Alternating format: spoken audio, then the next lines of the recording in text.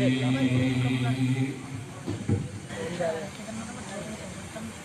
ਓੰਕਾਰ ਸਤਿਨਾਮ ਕਰਤਾ ਪੁਰਖ ਨਿਰਭਉ ਨਿਰਵੈਰ ਅਕਾਲ ਮੂਰਤ ਅਜੂਨੀ ਸਹਿਬੰ ਗੁਰ ਪ੍ਰਸਾਦ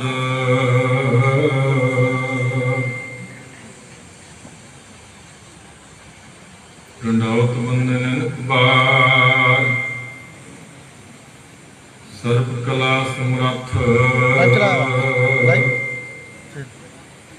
ਡੋਲਣ ਤੇ ਰਾਖੋ ਪ੍ਰਭੂ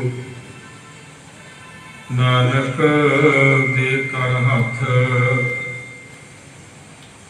ਤੇਰੇ ਕਵਨ ਕਵਨ ਗੁਣ ਕਹਿ ਕਹਿ ਗਾਵਾ ਤੂੰ ਸਾਹਿਬ ਗੁਣੀ ਨਿਧਾਨਾ ਤੁਮਰੀ ਮਹਿਮਾ ਵਰਨ ਨ ਸਾਕੋ ਤੂੰ ਠਾਕੁਰ ਊਚ ਭਗਵਾਨਾ ਜੇ ਸੋ ਚੰਦਾ ਉਗਵਹੇ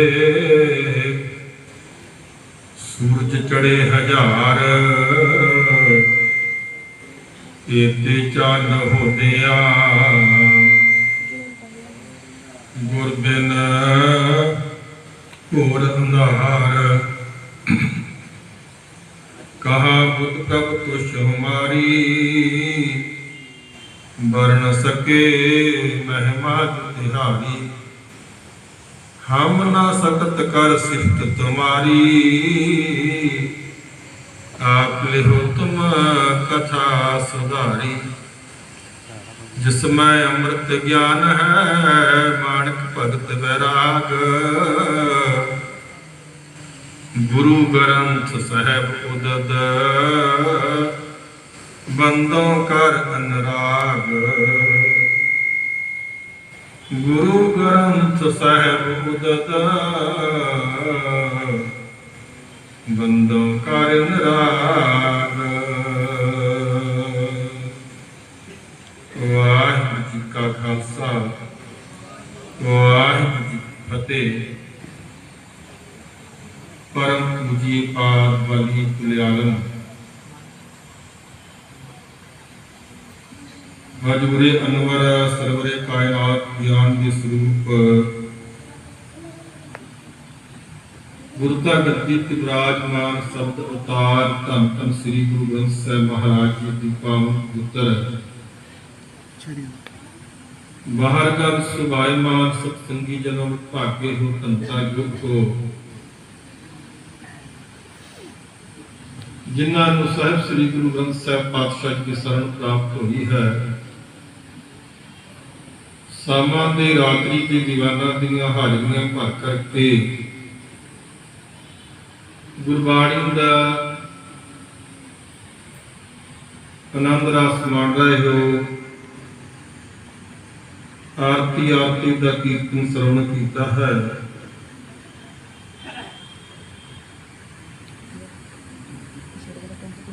ਔਰ ਸਤਿਗੁਰੂ ਦੀ ਕਿਰਪਾ ਦੁਆਰਾ ਇਹ ਜੋ ਅੱਜ ਦਾ ਵਿਸ਼ੇਸ਼ ਦੀਵਾਨ ਹੈ, ਕਿਉਂਕਿ ਅੱਜ ਦੇ ਦਿਨ ਸਤਿਗੁਰੂ ਸਾਹਿਬ ਸ੍ਰੀ ਗੁਰੂ ਅੰਗਦ ਦੇਵ ਪਾਤਸ਼ਾਹ ਦੂਜੇ ਨਾਨਕ ਜੋਤੀ ਜੋਤ ਸਮਾਏ ਸਨ, ਉਹਨਾਂ ਦਾ ਜੋਤੀ ਜੋਤ ਪੁਰਬ ਹੈ। ਇਸ ਵਾਸਤੇ ਕੁਝ ਸਮੇਂ ਵਾਸਤੇ ਸਤਿਗੁਰੂ ਦੇ ਜੀਵਨ ਕੌਤਕਾਂ ਦੀ ਵਿਚਾਰ ਆਪਾਂ ਕਰਨੀ ਹੈ। ਸਤਿਗੁਰੂ ਗੁਰੂ ਅੰਗਦ ਦੇਵ ਪਾਤਸ਼ਾਹ ਮਹਾਰਾਜ ਜੀ ਦਾ ਜੀਵਨ ਇਤਿਹਾਸ ਜਿਸ ਵੇਲੇ ਆਪਾਂ ਵਾਚਦੇ ਹਾਂ, ਪੜ੍ਹਦੇ ਹਾਂ,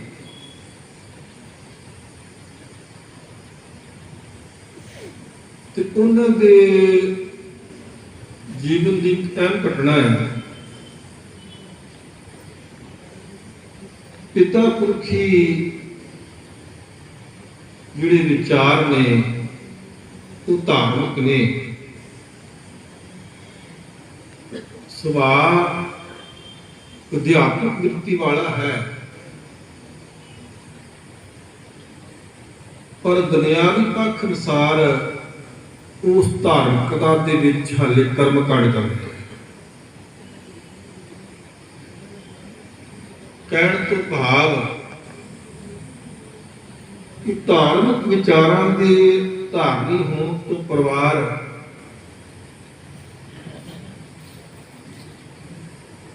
पहला पिता जी है, वो देवी ते जाते ने, उसी रीति नूं गुरु अंगद देव पातशाह जिन्हां दा नाम भाई लैणा वो निभाउंदे ने।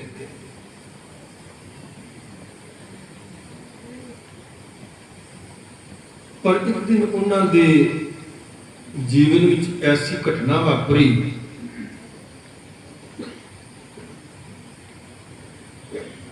कर्म कांड फोकटी धर्म के विचार जिहड़े सी खत्म हो गए। तो किवें होए जी?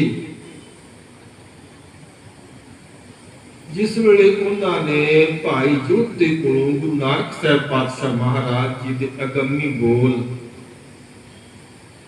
तुरदरगाही अकाली बाणी सरवण की,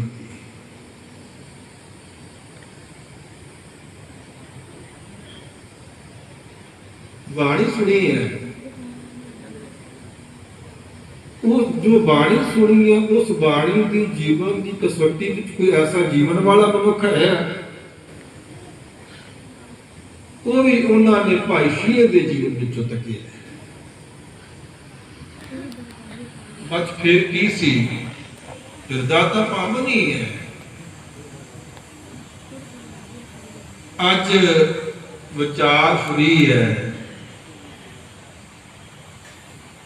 जिन्ना ज्वाला की जाना जान, पर जिस गुरु नानक की बाणी में सरवण की दर्शन जरूर करने चाहिए।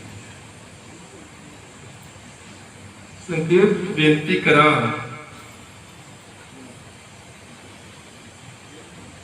जथा लैके चले कहते भाई तुसी अगे जाना ते जाओ, यूं कह लो जिवें बाबा लहणा ने जान लिया कि मैनू मंजिल मिल गई।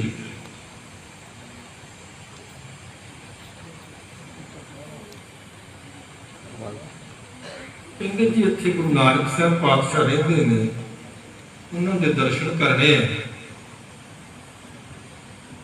साखीकारां ने बड़ी दिलचस्प घटना बनाई है कि बाबा जी घोड़ी ते गुरु नानक अगाह मिले है जी। बाबे नानक के दर्शन करने जाने, बाबे नानक नूं लहणा पुछदा है ते बाबा नानक घरे लै गया, हजूर दे दर्शन कीते।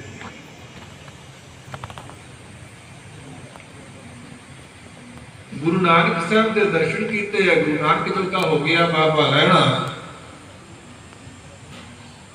उन्होंने जीवन में घटना ऐसी भी वापरी है। गुरु नानक दरबार में ऐसा भी कौतक तकिया, कवि संतोख सिंह जी ने प्रसंग लिखे है सूर्य प्रकाश के अंदर। एक लाल कपड़िया वाली बीबी झाड़ू देंदी है गुरु दरबार करतार तक दे। बीबी रोज आउनी है, कित्थों आउनी है, कौन है तू? कहने लगी वही है मैं जेदा अपाशक तू बड़िया फिर, मैं वही देवी। इत्थे किवें बस गुरु नानक के घर तो बरकतां लैके अपने भगतां नूं वंडदी। एवें तां नहीं सतगुरु गुरु अर्जन देव पातशाह महाराज जी ने बाणी के अंदर कह दिता कि सबसे बड़ा सतगुरु नानक जिनका राखी नहीं। ये गुरु नानक का दरबार ही ऐसा।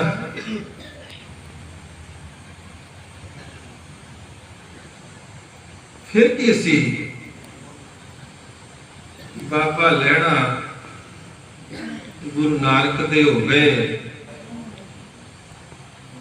ते घालना ऐसी घाली मानो कि धन गुरु नानक साहब पातशाह महाराज जी जो अगमी बोध सी ना हुक्म रजाई चलना नानक लिखिया नाल उन्हां दे हृदय विच घर कर गए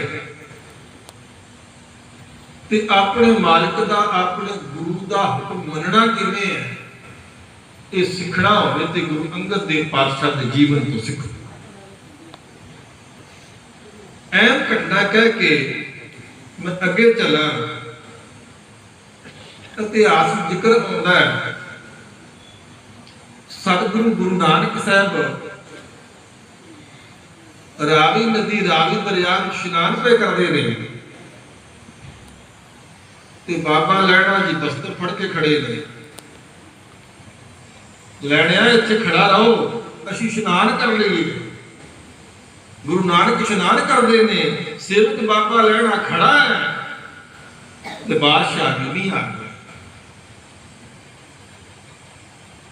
थका बजदा कहते बाबा लैणा जी की ठंड नाल दग जुड़े इन्नी ठंड बाबा लैणा खड़ा है बाबा जी इशनान करी जाते कुछ समा ला के बाहर निकले लैणे इत्थे ही खड़ा है तेरे ऊपर भी पै रहे ते भुज गया कहने लगे मालिका आप ही का हुक्म इत्थे खड़ा रहो मैं खड़ा मैं तो आप जी के हुक्म की तकीद करनी हुक्म मनना किवें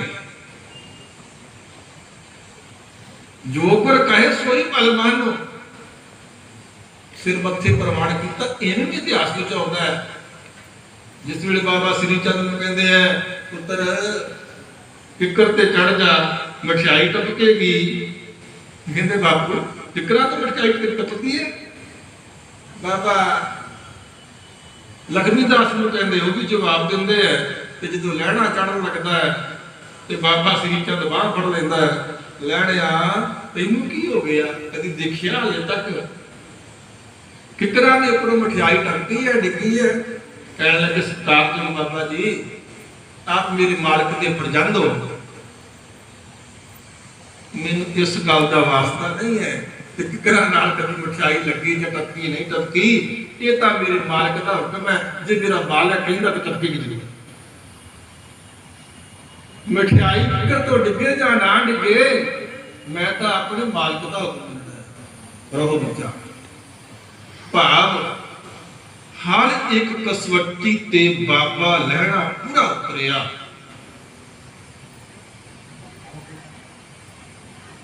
एक दिन गुरु नानक साहब सच्चे पातशाह ने अपने सिंहासन से बिठा के गुरु नानक बड़ा दिता बाबे लैणे ने कहते बाबा लैणिया अज तो तू अंगद है साडा अंग हो गया ते जिस वे अंगद बने ते हजूर ने नाल आज्ञा कर दी पुत्र ने कुछ ईर्खा करनगे कुछ बुरा भला कहणगे तुसी खडूर साहब चले जाओ बैठ खडूरे जोत जगाई सतगुरु गुरु अंगद देव पातशाह खडूर साहब आ गए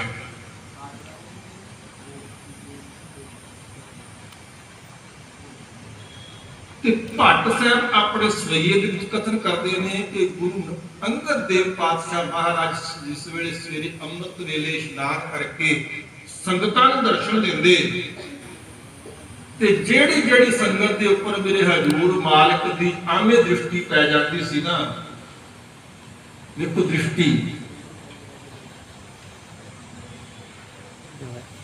निगाह नजर पैंदी है कपाट खुल जाते ने रोगियों के रूप दूर हो जाते कि गुरु के अंदर एक ऐसी ऊर्जा है दृष्टि पाउंदे ने आपां हजूर पातशाह महाराज जी दे सिफत दे विच तकरीबन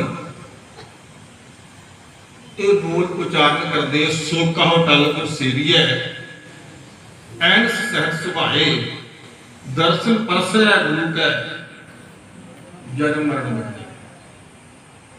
या कथनी तो है नहीं, गुरु की बाणी है। दर्शन करने ते परछना ये दो चीजा इस नाल ही पता छुटकारा है।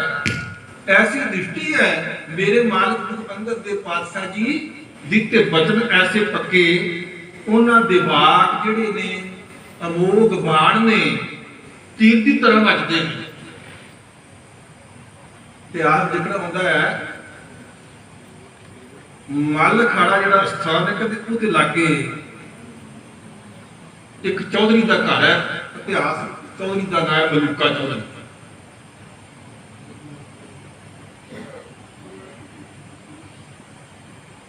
शराब पींदा है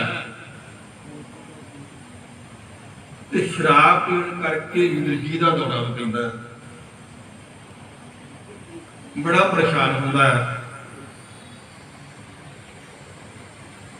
एक दिन विचार करी इन्नियां संगतां हजूर दे कोल आउंदियां, इन्हां दे दुख दूर हुंदे आ कि उन्हां मैं भी बेनती करां। परिवार सहित हजूर के चरणों में आया, कहने लगा महाराज मिर्गी नहीं हटती। हजूर कहते शराब छड़ दे, शराब छड़ेगा मिर्गी नहीं आवे। सत बचन जी गुर का बचन बसे जी नाले। गुरु दे वाक विच, गुरु दी बाणी विच, गुरु दे बचन विच कितनी वड्डी ताकत है। वाक नाल मिर्गी नूं रोकी रखिया। शराब ना पीनी, मिर्गी नहीं आवेगी। ते काफी समा बीत गया, साल कई बीत गए, ना शराब पीती मलूके चौधरी ने ते ना मिर्गी आ। एक दिन सावन का महीना है, कालियां घटा चढ़ियां, आसमान ते बदल मंडावन लगे है। अज मलूके चौधरी को रिहा ले गया, बड़ी रमक रमक ठंडी ठंडी हवा लगती है। कहते अज थोड़ी घुट पी लेने, बस पी ली ते चबारे ते चढ़ के झूमन लगा। तो सतानी पानी अंदर गया तो झूमना तो है ही। झूमन लगा ते झूमदे झूमदे उच्ची आवाज में कहंदा, कहने लगा मालिका अज रिहा नहीं गया, अज फिर पी ली है। कहते वाक होया हजूर, कहते जी अज फिर पी ली है तो मिर्गी भी आई, वो भी हुक्म दी बची। मिर्गी का दौरा पिया, चबारे को थले डिग के समाप्त हो गया। मेरे कहने का भाव ये, गुरु नानक की जोत गुरु अंगद विच है, खडूर विच जोत जगाई है। अज दृष्टि विच अमृत है, अज बोलना विच अमृत है।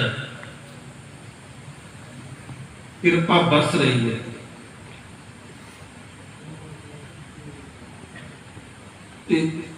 समय अनुसार संकेत विच बेनती करा, बाबा अमरदास साहब जी गुरु शरण विच आए। वो बुजुर्ग बाबे रिश्तेदारी है। जिदन आके हजूर गुरु अंगद देव पातशाह के दर्शन किए ते कुरमा चौड़ी होने करके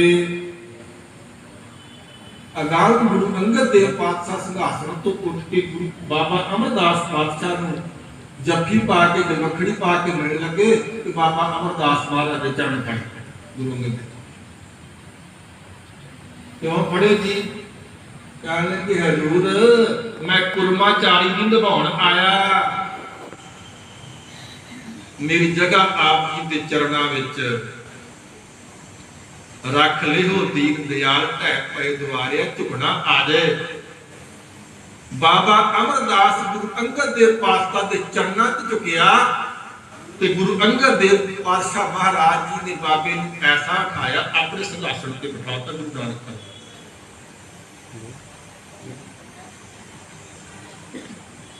ਤੇ ਇਹ ਘਟਨਾ ਕਦੋਂ ਵਾਪਰੀ? 12 ਸਾਲ ਸੇਵਾ ਕਰਦਿਆਂ ਬੀਤੇ ਤੇ ਸਤਿਗੁਰੂ ਸੱਚੇ ਪਾਤਸ਼ਾਹ ਮਹਾਰਾਜ, ਕਿਉਂਕਿ ਇਹ ਸਰੀਰ ਦਾ ਸੁਭਾਅ ਇਹਨੇ ਕਿਸ ਹੋਣਾ ਹੈ, ਇਹਨੇ ਕਿਧਰ ਸਮਾਪਤ ਹੋਣਾ ਹੈ, ਛੱਡਣਾ ਪੈਣਾ। ਸਾਹਿਬਾਂ ਨੇ ਆਪਣਾ ਇਸ ਸਰੀਰ ਚੋਲਾ ਬਦਲਣ ਦਾ ਸਮਾਂ ਨੇੜੇ ਜਾਣਿਆ ਹੈ ਤੇ ਇੱਕ ਅਹਿਮ ਘਟਨਾ ਵਾਪਰੀ ਹੈ ਸੇਵਾ ਕਰਦਿਆਂ।